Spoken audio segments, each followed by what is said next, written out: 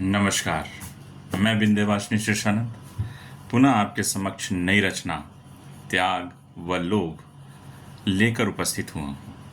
रामायण और महाभारत की कहानियाँ हम सभी किसी न किसी रूप में परिचित हैं।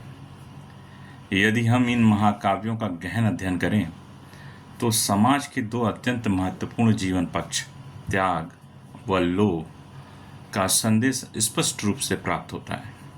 इन्हीं महाकाव्यों के परिणामों से हम अपने जीवन को सही दिशा देने और सीख लेने की प्रयास में रहते हैं। आइए इसी विषय पर आधारित अपने विचारों को आपको कविता के माध्यम से आपके समक्ष रखना चाहूँगा। शुरू करते हैं। शीर्षक है त्याग व लोभ।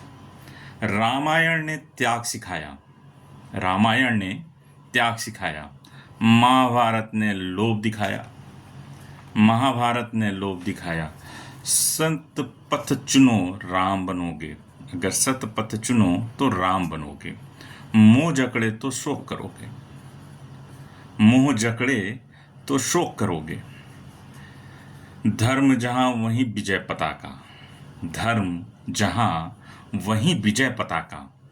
अधर्म जहां वहीं सर्व गुण नाशा, अधर्म जहां वहां सर्व गुण नाशा।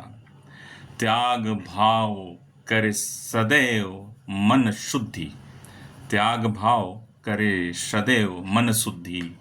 लोभ भाव करे विकृत बुद्धि, लोभ भाव करे विकृत बुद्धि। कर्म ही असली पूजा कहलाए, कर्म ही असली पूजा कहलाए। सच्चाई से जीवन निखरा जाए, सच्चाई से जीवन निखरा जाए। दोनों का परिणाम जगत है। महत्वपूर्ण बात, दोनों का परिणाम जगत है। जीवन का सही ज्ञान जगत है। इसी जहाँ में हम सब कुछ सीखते हैं।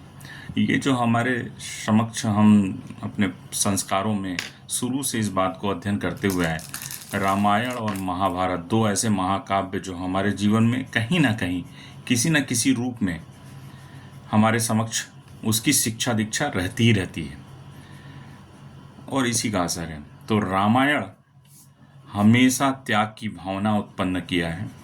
जहाँ बहुत ही महत्वपूर्ण घटनाएं ऐसी हैं जिसमें एक बहुत महत्वपूर्ण प्रसंग आता है, जहाँ भरत जी को राज सिंहासन बड़े ही आराम से मिल जाने वाला था कैकेयी के माध्यम से, उनकी माता के माध्यम से। वहाँ राम ने एक उफ ना की अगर भरत को दे भी दी जाती, लेकिन भरत ने पूरा त्याग किया जीवन भर, और पूरा रामायण वहीं से घटित है। तो त्याग तो रामायण की कहानियों से शुरुआत है। वैसे ही लोभ जहाँ जब प्रचंड रूप में धृतराष्ट्र पे हावी था तो उन्होंने सह दिया अपने बच्चों के साथ, और लोभ के कारण पूरा महाभारत घटित है, पूरा महाभारत।